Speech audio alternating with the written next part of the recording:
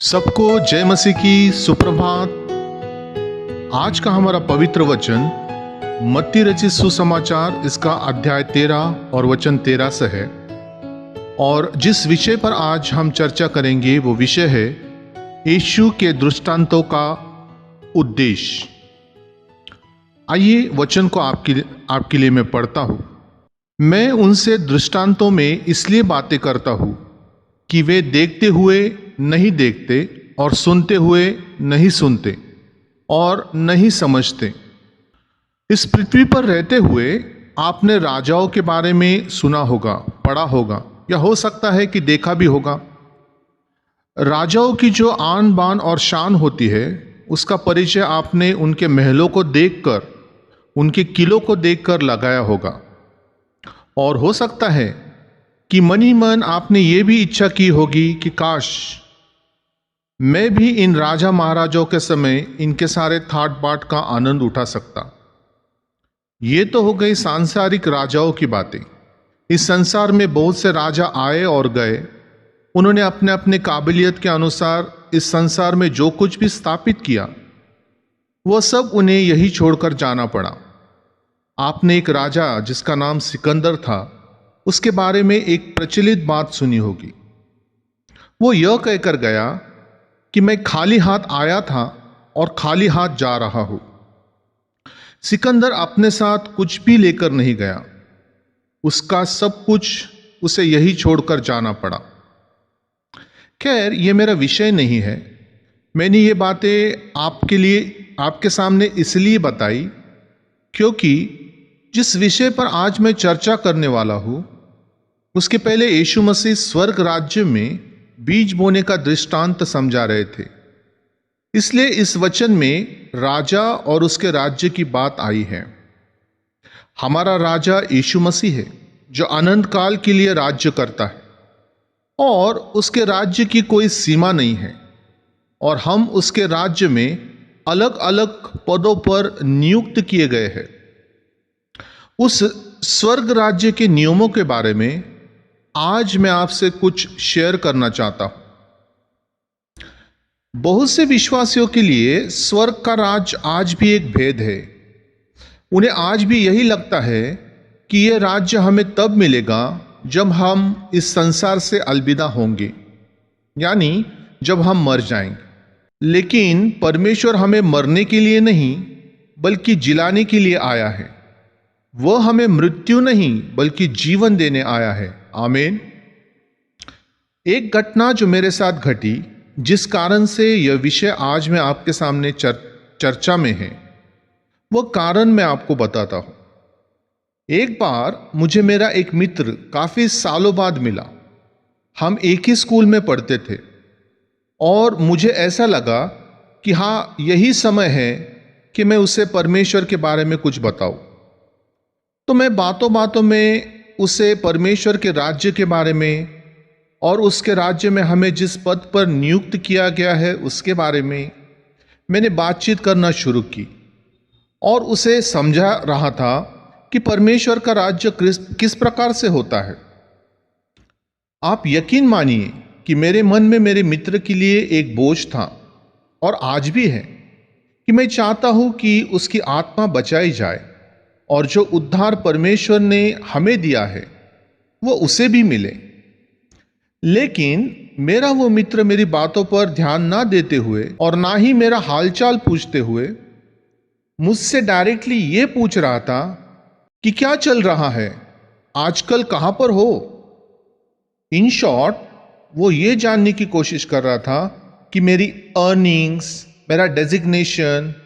ये पूछने का कारण उसको मेरी चिंता हो रही थी ये नहीं था, बल्कि वो ये जानना चाहता था कि मैं कहीं ऐसी पोस्ट पर या ऐसी जगह पर तो नहीं जहां पर उसका फायदा हो सके। यदि मैं कोई ऊंचे पद पर होता फिर मुझसे संबंध बढ़ाया जा सके, एंड सो ऑन। ये सारे टेक्निक्स या तरीके सांसारिक बातों में आते हैं और जनरली अधिकतर लोग यही प्रैक्टिस कर रहे हैं और बहुत सारे सांसारिक बातें एंड सो ऑन। तब परमेश्वर से मैंने मन ही मन एक प्रश्न पूछा कि परमेश्वर ऐसा क्यों हो रहा है कि जो बातें मैं इससे समझा रहा हूं उसे ना समझते हुए वो कोई और ही बातों पर ज्यादा जोर दे रहा है या उन बातों को ज्यादा महत्व दे रहा है। उसके बाद मैं घर पर आया और उसके दूसरे दिन जब मैं बाइबल पढ़ रहा था तो ये वचन जो मैंने ऊपर पढ़ा, इस वचन के द्वारा परमेश्वर ने मुझे मेरे प्रश्न का उत्तर दिया, जिसकी आज मैं आपके सामने चर्चा कर रहा हूं। आइए आगे बढ़े और इन वचनों को समझें। इसमें लिखा है, चेलों ने पास आकर उससे कहा, तू लोगों को दृष्टांतों में क्यों बातें करता है? यीशु ने उत्तर दिया, तुमको स्वर्ग के राज्य के भेदों की समझ दी गई है पर उनको नहीं। यहां पर तुमको का मतलब वह लोग जिन्होंने प्रभु यीशु मसीह को अपना परमेश्वर मान लिया है और उसके पीछे चलने का निश्चय कर लिया है। यीशु इन लोगों का उद्धारकर्ता परमेश्वर है और उनको मतलब वह भीड़ है जो यीशु का नाम तो जानती है लेकिन मानती नहीं। वो यीशु को अपना उद्धारकर्ता के रूप में नहीं मानती और ना ही उसके वचनों पर चलने के लिए तैयार है। उदाहरण के तौर पर मान लो कि किसी एक पॉलिटिकल नेता की कोई सभा है। उस सभा में सभी प्रकार के लोग शामिल होते हैं, लेकिन सभी लोग उस नेता या उस पक्ष के फेवर में होते हैं ऐसा नहीं है। इसी प्रकार से यीशु को देखने वाले सुनने वाले तो बहुत है, लेकिन उसके पीछे चलने वाले वही लोग हैं जो उस भीड़ में से यीशु के बातों को मानते हैं, यीशु के बातों पर विश्वास करते हैं और यीशु के सिखाई हुई बातों पर चलने का प्रयास करते हैं, और वही लोग परमेश्वर के राज्य के उत्तराधिकारी हैं। नेक्स्ट अगले वचन में लिखा है, क्योंकि जिसके पास है उसे दिया जाएगा और उसके पास बहुत हो जाएगा, पर जिसके पास कुछ नहीं है उससे जो कुछ उसके पास है वह भी ले लिया जाएगा। इस वचन के लिए मैं आपके सामने इंग्लिश ट्रांसलेशन भी रखना चाहूंगा, क्योंकि बहुत से लोग इस वचन को धन से या पैसों के विषय से इसका संबंध जोड़ते हैं।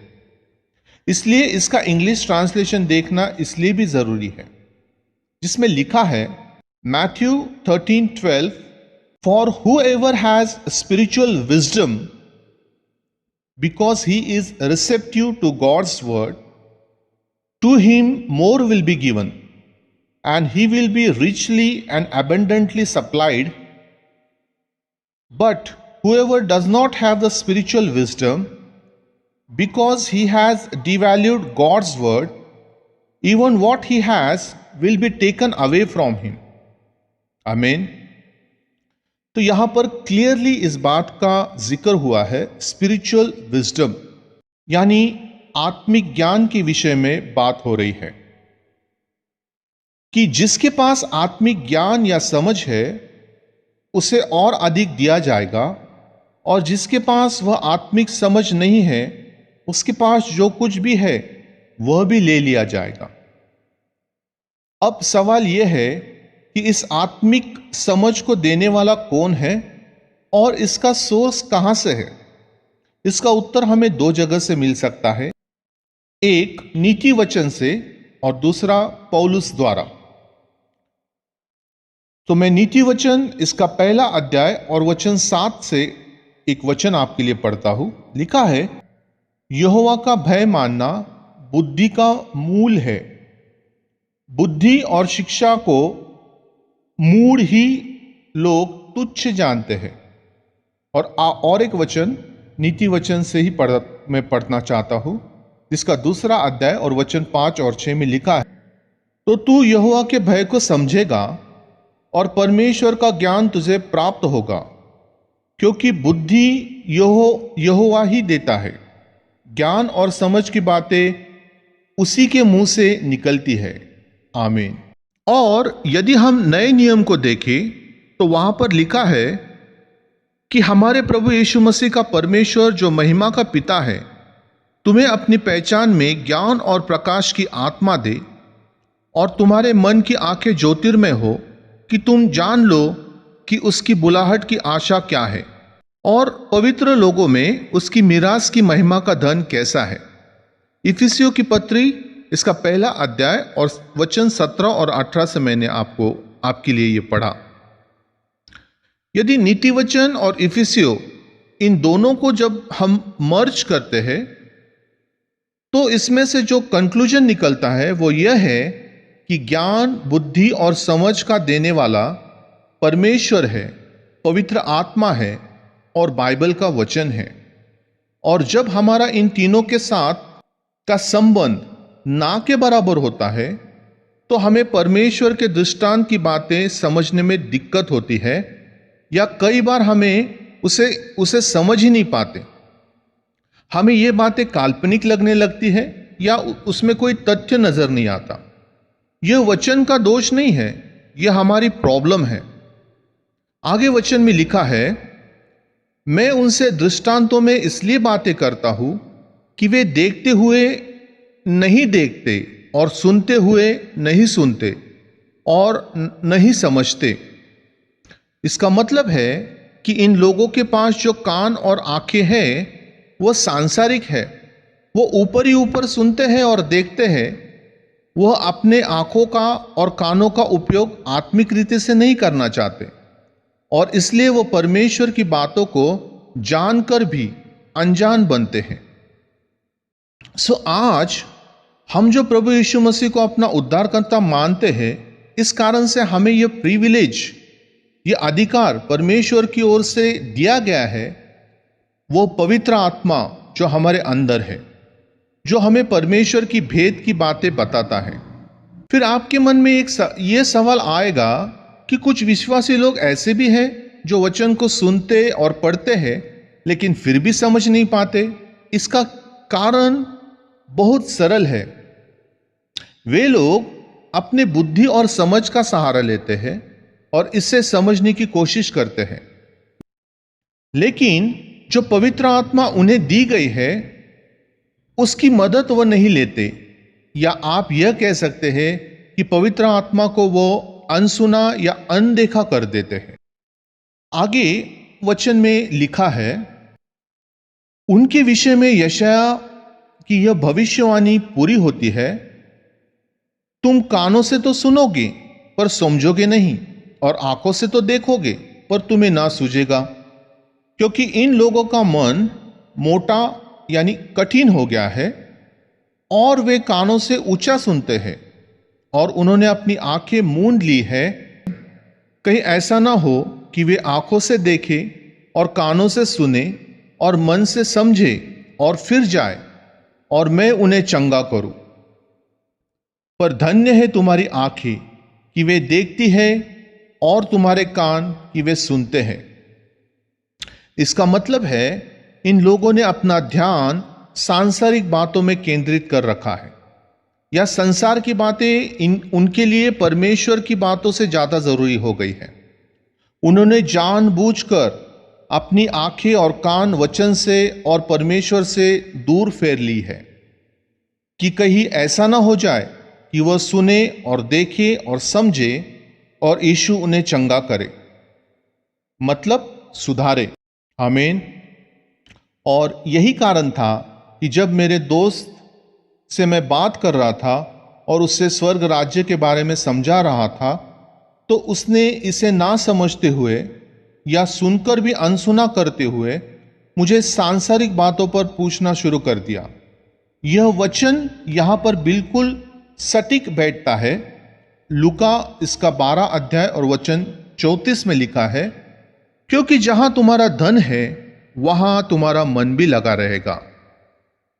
और एक वचन मैं आपकी इसी से रिलेटेड पढ़ता हूं, कुलुस्सियों इसका 3 अध्याय और वचन 1 और 2 में बाइबल कहती है, अतः जब तुम मसीह के साथ जिलाए गए तो स्वर्गीय वस्तु की खोज में रहो जहां मसीह विद्यमान है और परमेश्वर के दाहिनी ओर बैठा है।